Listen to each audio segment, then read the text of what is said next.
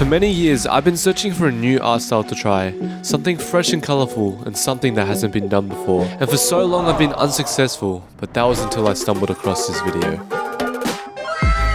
This is hyperpop art, a brand new art style that features extremely vibrant and saturated colours. And with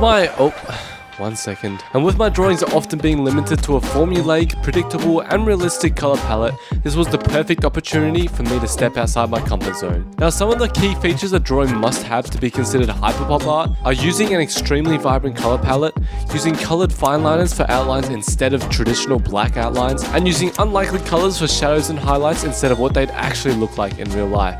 So with this plan all mapped out, all that's left is to create our very first hyperpop artwork. In this video, I'm going to be doing 2 drawings in the hyperpop style that will start off on a small scale, and then we'll be doing a full final epic drawing.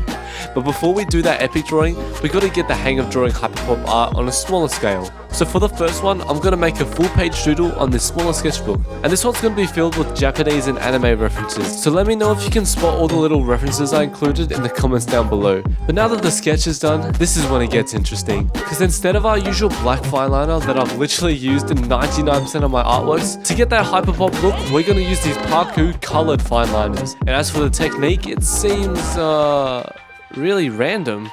I'm just gonna wing it. So let's use an eraser to make our sketch much lighter and start making the most colourful fine lining you've ever seen.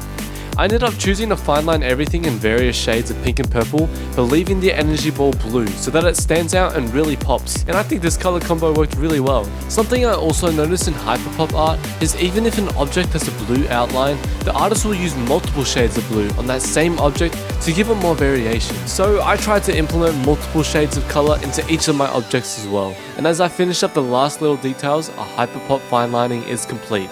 And now it's time to tackle the hardest challenge of this style, which is the coloring. And oh my gosh, how on earth do you color like this? What the? Well, it seems like objects drawn in this style have heaps of different areas of color within each object, and as the colors transition from one another. So with that extensive research done by me, I'm just gonna wing it from here. Bruh. So let's get our markers and give this our best shot, shall we? Usually what I do is I just color each doodle in one specific color, but as we talked about just before, we're gonna go crazy with this one and make it as colorful as possible.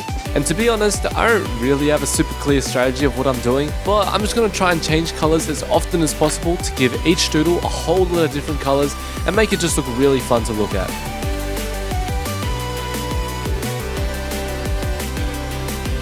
And as I colour in the final details of this artwork, our first hyperpop drawing is complete. And honestly, despite it being my first try, I'm so happy with how it came out. So with that, I present to you my first hyperpop artwork. So now that our first hyperpop artwork is complete, let's see what that guy from before thinks of it. See man, I told you I had Anyways, I don't know what that guy was giving me that weird look for, but I can't lie, something does feel off. And I'm starting to doubt whether I actually achieved the hyperpop style. But that's when I had the idea to ask the members of my Discord server what they thought, and the person who inspired me to try this style in the first place, BADJAUN'S. So I took a photo of my drawing, adjusted the colors to make it look nice, and sent it through to BADJAUN and the Discord server. And then I waited and waited and waited until... And I was so happy to see that BADJAUN liked it. But she also suggested a couple small changes, so I wrote them all down in my journal and got ready to do a full A4 drawing in the hyperpop art style. So let's get our pencils and start sketching up an epic composition. Let's begin. My overall idea for this artwork is going to be a person half submerged in a heavenly body of water that's in the clouds as he watches up in awe as a mystical dragon passes by. And honestly, if I can pull this off, this is going to be insane. Especially because I actually don't include backgrounds in my artworks very often, so I'm really going to be stepping out of my comfort zone with this one. But hey, that's the most exciting thing to do as an artist. But now, with our sketch ready, let's get our colourful fine liners once again and bring this piece to life. And because I didn't actually get any pointers or things to improve on my hyperpop fine lining, I'm going to take a moment to talk about something really exciting, my art Discord server. Over the last few months, while I've just been posting short videos, I relaunched my art Discord server, which is a place where you guys can share your art, get feedback, and talk to a community of over 2,500 people, as well as participating in weekly art events like Gartic Phone and Scribble.io, which I'll be joining you guys in. So if you're interested in joining the Shrimp Court, I I know the name is pretty awesome. I included the link in the description and in the pinned comment of this video, so I hope to see you all there. But with that, our HYPERPOP fine lining of our second drawing is done. And now it's time to go back to our feedback notepad and check what we need to do for the coloring.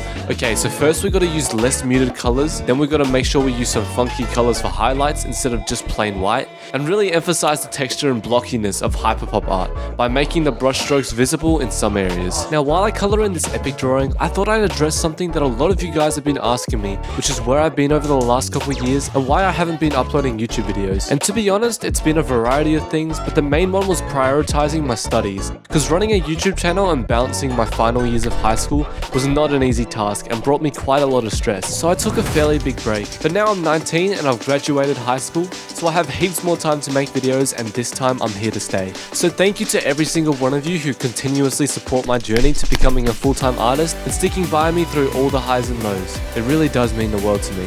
And with that, our full page HYPERPOP artwork is done, and I really hope you like it. Enjoy.